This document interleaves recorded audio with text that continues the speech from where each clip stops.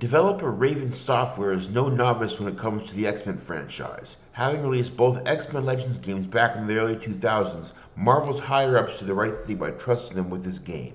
Though it's titled after the garbage 2009 film, the developers likely planned to tie this game in with the 2014 movie Days of Future Past, as it starts in a dystopian future overrun by giant robots.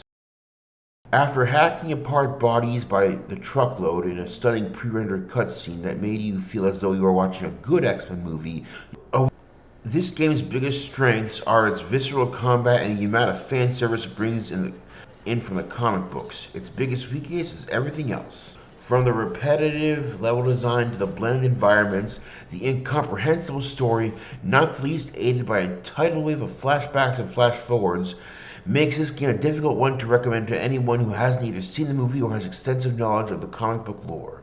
While I won't fault Raven for not following the film's abysmal plot, key scenes from the film, such as Wolverine's wife being able to control people's actions by coming into physical contact with them, weren't even referenced in the game until the ending cutscene. It was never real, my friend.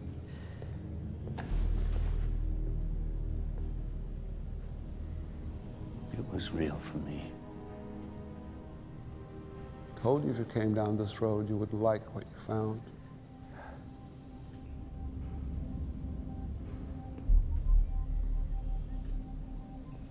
The story you told me about the man who gets flowers for the moon, I had it backwards. I thought you were the moon and I was your Wolverine. But you're the trickster, aren't you? I'm just the fool who got played. The worst part of it is I should have known. But I ignored my instincts. I ignored what I really am. The characters reference her ability, but it's never shown. The devs didn't have enough time to have a scene to showcase her power of manipulation, and thought that everybody who had seen the movie would know about it anyway, so why bother having a scene to show it It was off? surprising how easy you were to trick. Who are you? Raven? She's real, old friend.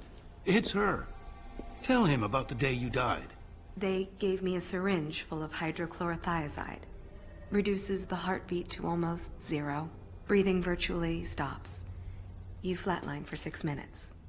Kayla's a credit to your race, Logan. She's got the mutant gift of telehypnosis. The ability to influence people through physical contact. It was never real. It was real for me. I don't want to terminate you, Logan. There is another option. You can live knowing the woman you love didn't care about you, or... Or what? We erase your memory. All of it. That story you told me, about the guy who goes to get flowers for the moon, I had it backwards. I thought you were the moon and I was your Wolverine. But you're the trickster, aren't you? And I'm just the I did appreciate the liberties the developers were able to take with certain scenes in the movie, and even inject critical characters from the comics who weren't in the film, but they served no purpose other than to pad out the game's playtime. You spend 3 hours fighting robots in a desert in a Nevada research facility just so the game can build up to a giant Sentinel boss fight, which isn't even that fun. When you first encounter the Sentinel's giant head before you fight it, you shoot its neck a few times with a laser. Afterward, it got wobbly. I thought that this was a sign that I have to climb it and attack its neck during my fight with it. During the first cutscene with the Sentinel, it steps onto an electric socket and short circuits for a few seconds. I thought to myself, oh cool, I'm going to have to trick it into stepping onto the electric grid. Then, when it's stunned, I climb it, and as it tries to shake me off, I slash at its neck, and every time this process repeats itself, it becomes harder. That would have been a good boss fight. Unfortunately, all you have to do is slash away at its feet while jumping to avoid shockwaves. Seriously, guys, couldn't you have had to do more than stomp the ground for the majority of the fight and occasionally shoot a laser beam at me that I don't even need to dodge because health regenerates so quickly you pretty much have to try to get yourself killed? It would have been epic if the developers did something like in Shadow of the Colossus, where you had to climb onto the giant's back and maneuver around it while it tries to shake you off, while you attempt to attack its head. Adding a bit more strategy to the boss fights would have made them more memorable. The only time I got killed in the game that stuck out was when a boss enemy threw me outside of the play area, forcing me to fall off the map to restart a checkpoint because I couldn't get back in. Okay, perhaps I'm being a bit too harsh on this game. It is at its core hack and slash, and when it comes to hacking and slashing, this game offers a lot. From environmental kills you can perform by throwing enemies at different equipment, to the rage moves that slowly drain your stamina, no one can criticize this game for the lack of variety in the way you dispatch your enemies. It is long too, clocking in at around 10 hours. The more enemies you fight, and the more creative you are with your kills, the more experience you will get, which you can use to upgrade and unlock specific attacks. Some enemies require you to be creative in how you dispatch them, so you won't just be mashing one or two buttons throughout the whole ordeal. But these moments aren't that plentiful. Also, there are some scenarios where you must constantly be on the move to avoid being shot while in the sniper's crosshair or not being on a platform when it gets destroyed. Moments like these are few and far between because they add a sense of tension and genuine danger in a game where 95% of the time you feel like you're invincible. When the game is over, you can't help but feel as though there could have been more. You know, I wish the developers got to make a sequel. With all the technological improvements in the past decade and a half, I truly feel we could see something on par with God of War, especially with how much source material there is.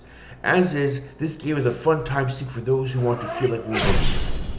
This game was truly a fun time sink when it came out, and I'm so glad that in retrospect, this game is getting the praise that it deserves. X-Men Origins Wolverine.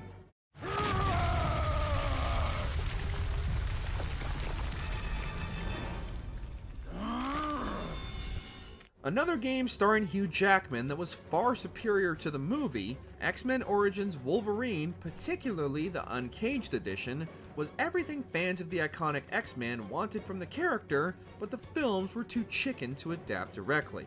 The game fully realized the brutality of the Wolverine, with his claws eviscerating everything in his path, and Logan's healing factor was on full gory display, as any wound sustained in battle would be visible on his character, revealing everything from muscle, tissue, and even bone as his body slowly repaired itself. While the game still mostly followed the plot of the film, which means that horrendous version of Deadpool still remains, the video game managed to capture the pure quintessential experience of the Wolverine better than any movie until Logan ever had. You sure as hell didn't work out like we planned. That doesn't mean giving up. This world may be broken, but I've got just the tools to fix it. If only there was a great game that Wolverine was the star of. Oh wait, there's... Number 1. Raven Software is arguably the only developer that has ever fully realized what should be in a great Wolverine video game. Oh, and I better warn you now, it's pretty gory. X-Men Origins Wolverine featured things we've never seen before, like a healing factor that looked real and allowed Logan to recover from nearly anything thrown at him. Granted, you could die if his heart exploded, but you had to get pretty messed up before that happened. See? Good as new. The combat was also fun, and they even made sure to add a gameplay mechanic that had Logan using his animal-like sixth sense abilities to solve puzzles. Oh, and you may start as Logan from the movie, but it is possible to unlock a lot of fan favorites, like that good old yellow suit I love. If you're making a Wolverine game and it doesn't have a scene where he takes down a 20-story tall Sentinel, you are doing it wrong. Well, that's our top 5 favorite Wolverine games. Did we miss one of your favorites? Let us know about them in the comments below, and join us next time when we take a look at the worst Wolverine games of all time. Anyway, for more top 5 things, you know where to keep it locked on IGN. Number 6. Parents, before buying this game for your children, please take careful notice of the ESRB rating labels on this one, because X-Men Origins Wolverine, well, it's one violent little bit of entertainment.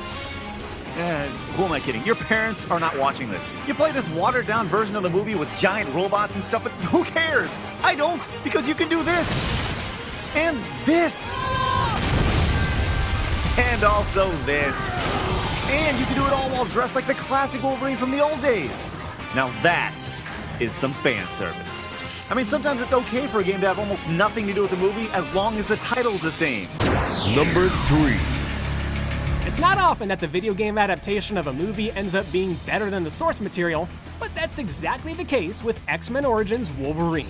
A third-person action game developed by Raven, it delivers on the often sought-after ultra-violence that Wolvie's known for. Other games and cartoons usually fail to capture his brutality, but in this movie tie-in of all things, they completely nailed it. Leaping across screens, tearing enemies apart, executing soldiers in the environment, or getting up close and personal. Soldiers are like food for Wolverine's fists, and Wolverine's fists are always hungry. Not only will their strategic dismemberment make you queasy, but Wolverine will take a fair share of damage himself. And while it's a game based on a movie, it actually dives deeper into Wolverine's backstory. Plus, it's got his classic costumes. Now, if only Raven got to make a sequel. I mean, the crappy movie got 2 of them. We are owed this, Raven. Take a message to your boss.